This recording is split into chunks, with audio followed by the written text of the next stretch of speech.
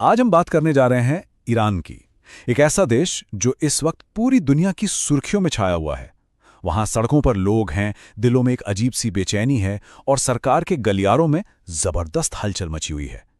ये कहानी है अंदरूनी टकराव और बाहरी दबाव की। तो सवाल यही उठता है कि ईरान में आखिर चल क्या रहा है? क्या ये सिर्फ कुछ विरोध प्रदर्शन है या फिर किसी बड़े टकराव की शुरुआत है? चलिए आज इसी उलझी हुई कहानी को परत दर परत समझने की कोशिश करते हैं। इस पूरी तस्वीर को साफ करने के लिए हम इसे कुछ हिस्सों में देखेंगे। सबसे पहले बात करेंगे कि लोगों में इतना गुस्सा है क्यों। फिर देखेंगे कि सरकार ने इस पर कैसी प्रतिक्रिया दी। इसके बाद नजर डालेंगे कि बाहरी देश इस मामले में कैसे कूदे और क्या इससे सच में जंग का खतरा बढ़ गया है। और हाँ, इस सब का पूरी दुनिया पर क्या असर हो रहा है ये भी समझेंगे। आखिर में हम ये भी जानने की कोशिश करेंगे कि ईरान का भविष्य क्या हो सकता है। तो चलिए सबसे पहले जड़ तक चलते हैं। आखिर ये सब शुरू कहाँ से हुआ?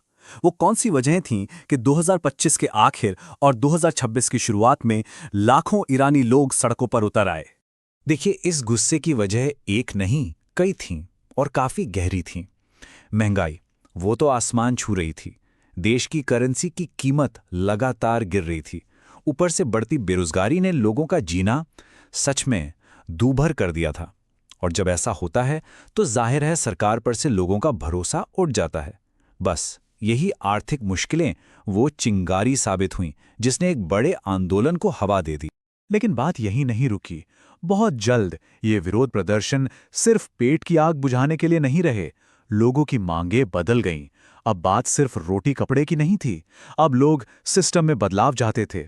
सड़कों पर आज़ादी और न्याय जैसे नारे गूंजने लगे और यहीं से इस आंदोलन ने एक नया राजनीतिक मोड़ ले लिया। और जैसे ही आंदोलन ने ये राजनीतिक रंग पकड़ा, सरकार का रवैया भी बदल गया। अब बात सिर्फ हालात को काबू करने की नहीं थी, अब बात दमन पर आ गई थी। सरकार का एक्शन बहुत ही सख्त और तेज था। सबसे पहले तो जानकारी का फ्लो रोकने के लिए पूरे देश में इंटरनेट बंद कर दिया। सोशल मीडिया पर ताला लग गया। फिर हजारों लोगों को गिरफ्तार कर लिया गया और इससे भी आगे बढ़कर कई जगहों से तो प्रदर्शनकारियों पर सीधी गोलियां चलाने की खबरें भी आने लगी। और इस सख्ती की एक बहुत बड़ी मानवीय कीमत चुकानी पड़ी। रिपोर्ट्स तो यही कहती हैं कि इस कार्रवाई में हजारों लोग मारे गए। हालांकि सरकारी आंकड़े इससे बहुत कम बताए जाते हैं। इस पूरी कार्रवाई के बाद ईरान की सड़कों पर एक डर और एक अजीब सी खामोशी पसर गई। अब देखिए, जब ईरान में हालात इतने बिगड़ रहे थे तो ये मुमकिन ही नहीं था कि दुनिया का ध्यान इस पर ना जाए। और यहीं से इस कहानी में होती है बाहरी देशों की एंट्री, जिसमें सबसे आगे खड़ा था अमेरिका। अमेरिका ने फौरन ईरान पर नए और काफी कड़े प्रतिबंध लगा दिए। और इस बार निशाना कौन थे? सीधे तौर पर ईरानी सरकार के बड़े अधिकारी, वहां के सिक्योरिटी फोर्सेस और देश के अहम आर्थिक संस्थान। मतलब कोशिश ये थी कि सरकार पर हर तरफ से दबाव बनाया जाए। इस पर जाहिर है दोनों देशों के बीच एक डिप्लोमैटिक जंग छिड़ गई। अमेरिका का कहना था कि ईरान मानवाधिकारों का सरेआम उल्लंघन कर रहा है, तो दूसरी तरफ ईरान ने साफ साफ कहा कि ये हमारा अंदरूनी मामला है और इसमें किसी को भी दखल देने का कोई हक नहीं। लेकिन अब ये मामला सिर्फ ईरान का अंदरूनी मामला नहीं रह गया था।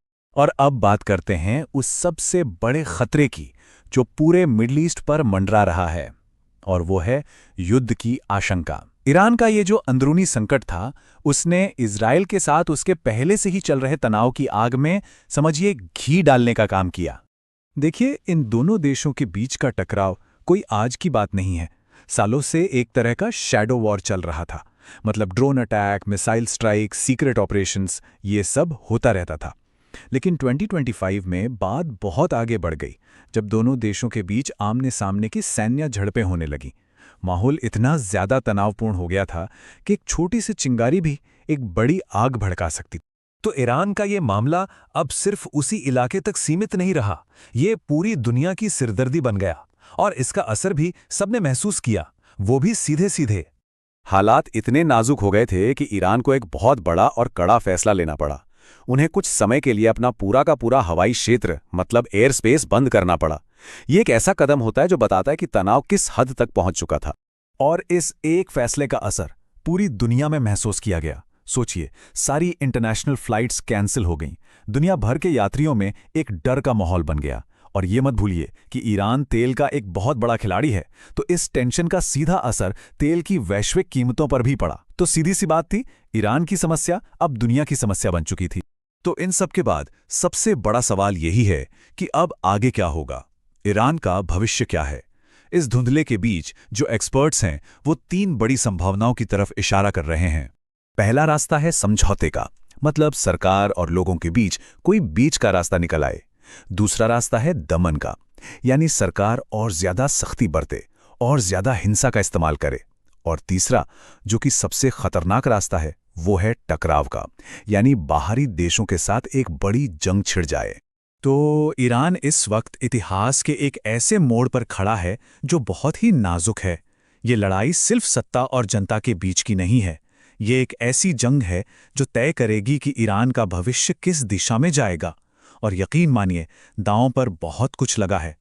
तो आखिर में सवाल बस यही है, क्या ईरान में कोई बड़ा बदलाव आएगा या फिर हालात और भी ज्यादा बिगड़ेंगे? ये वो सवाल है जिसका जवाब तो सिर्फ आने वाला वक्त ही दे सकता है। लेकिन एक बात तो तय है, पूरी दुनिया की नजरें ईरान पर टिकी रहेंगी।